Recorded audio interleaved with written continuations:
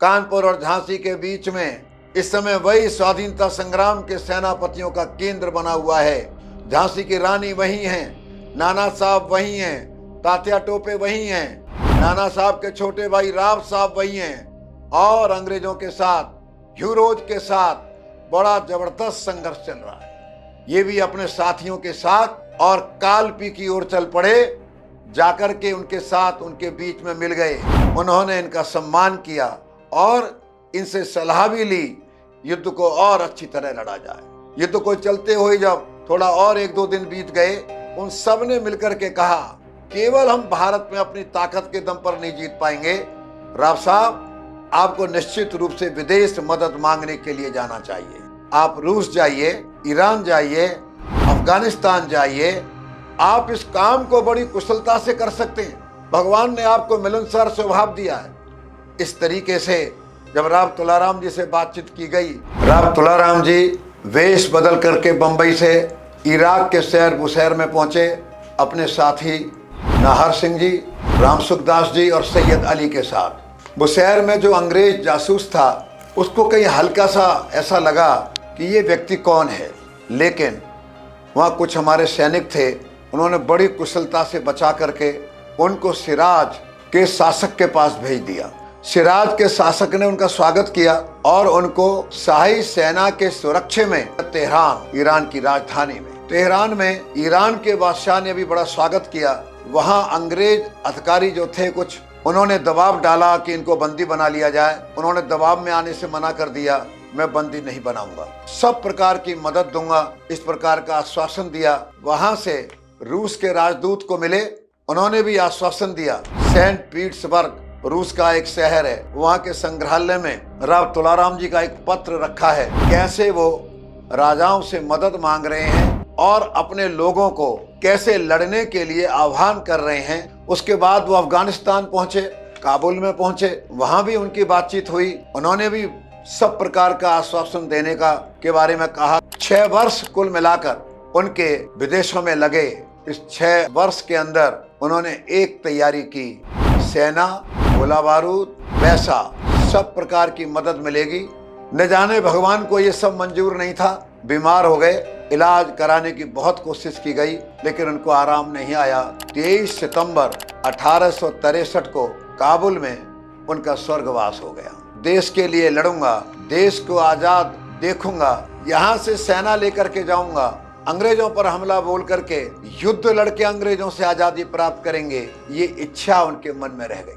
पर मरते समय उन्होंने एक वसीयत लिखी, उसमें 2 बातें और लिखी। मेरे अंतिम संस्कार के बाद मेरी भस्म को रेवाड़ी लेकर के जाया जाए, दूसरे हिस्से को गंगा जी के अंदर प्रवाहित कर दिया जाए और वहां बड़े शाही सम्मान के साथ उनका अंतिम संस्कार क्रियाएं की गई। आइए जरा एक बार ध्यान देंगे कि उनकी रियासत में कौन कौन सा इलाका आता था। कदीना आता था, बावल, रेवाड़ी, गुरुग्राम, फरीदाबाद, होडल, पटौदी, इतना बड़ा उनका राज्य था। आइए थोड़ा और आगे बढ़ेंगे। 1857 की क्रांति में पूरा देश लड़ा, गरीब अमीर, सेना, प्रजा, राजा, सब लोग लड़े। लेकिन कुछ हम अपनी कमियों से, कुछ अपनी गलतियों से, कुछ सैनिक प्रशिक्षण, नए हथियार, आपस का तालमेल, कहीं क्रांति पहले कहीं बाद में, इन सब कारणों से हमको झटका लगा। हम 1857 की क्रांति जीत नहीं पाए। हारने के बाद अंग्रेजों ने क्या व्यवहार किया, कितने लोगों को मारा, मैं आपको इतना ही कह सकता हूं। कुल मिलाकर 1757 से 1857 के स्वाधीनता संग्राम में उनके कारण, उनकी नीतियों के कारण 4-5 करोड़ लोग भारत माँ की वेदी पर चढ़ गए। पर अंग्रेजों को अच्छा नहीं लगा। अहिरवाल विद्रोह कर रहा है, हरियाणा लड़ रहा है, हमारा जीना मुश्किल कर रहा है। उन्होंने कैसी सजा दी हरियाणा को, कैसी सजा दी अहिरवाल को। कोट कासिम तहसील हरियाणा से काट करके और ये जयपुर के अंदर शामिल कर दी गई। बहरोड और तिजारा अलवर रियासत को दे दी गई। नारनौल और महेंद्रगढ़ पटियाला रियासत को दे दिए गए। दादरी जींद को दे दी गई। किस तरीके से इलाकों को काटा बांटा गया कि ये उन्होंने सजा दी हरियाणा को। और इतना उन्नतिशील विकसित हरियाणा ये पिछड़ गया। काफी दिन लगे इसको उन्नति करने में। अहिरवाल के लोगों ने हरियाणा के लोगों ने देश की स्वाधीनता के लिए कैसी लड़ाई लड़ी। झज्जर के नवाब, उनके दामाद समद खां, फिरोजपुर के नवाब और हमारे फरूखनगर के नवाब जो युद्ध के अंदर लड़े। हमारे अहिरवाल के लोग कैसे हैं अगर ये देखना हो। चीन के साथ जब हमारा युद्ध हुआ 1962 में 12 फुट की ऊंचाई पर रेजांगला की लड़ाई कौन नहीं जानता है। 124 जवान अहिरवाल, रेवाड़ी, महेंद्रगढ़, नारनौल, गुड़गांवा, अलवर के 124 जवान, उनके कमांडर मेजर शैतान सिंह भाटी उनका नेतृत्व कर रहे थे। सामने कौन? 8-9 हजार चीनी सैनिक। इधर कितने लोग? 124 सैनिक केवल। 120 लोग युद्ध करते हुए मारे गए। हमारे पास जूते नहीं, जुर्राब नहीं, आज के हथियार नहीं, पुराने हथियार और सर्दी से बचने के लिए कपड़े नहीं। चीनियों ने भी ये लोहा माना। अपने अखबारों में, पत्रिकाओं में लिखा, अहिरवाल के जो लोग थे, चार्ली चैपलिन कंपनी थी कुमाऊं रेजिमेंट की, ये कितनी बहादुरी से लड़ी है।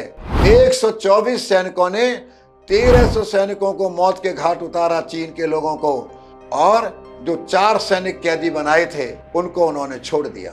तो हमारे इलाके को कैसे तितर बितर किया, कैसे अंग्रेजों ने काटा। लेकिन हमारे लोग कितने बहादुर थे, ये मैंने थोड़ा सा आपके ध्यान में लाने का प्रयास किया। हमको ये गौरवशाली गाथाएं, चाहे राव तुलाराम जी की हो और चाहे वो गाथाएं रेजांगला की हो, चाहे महाराजा सूरजमल जी की हो, चाहे भगत सिंह, राणा प्रताप, शिवाजी की हो, अपने घरों में सुनानी चाहिए। इनकी पुण्यतिथि, इनके बलिदान दिवस मनाने चाहिए। देशभक्ति की भावना हमारे लोगों में आएगी। इतना निवेदन करके अपनी बात समाप्त करता हूँ। जय श्री राम।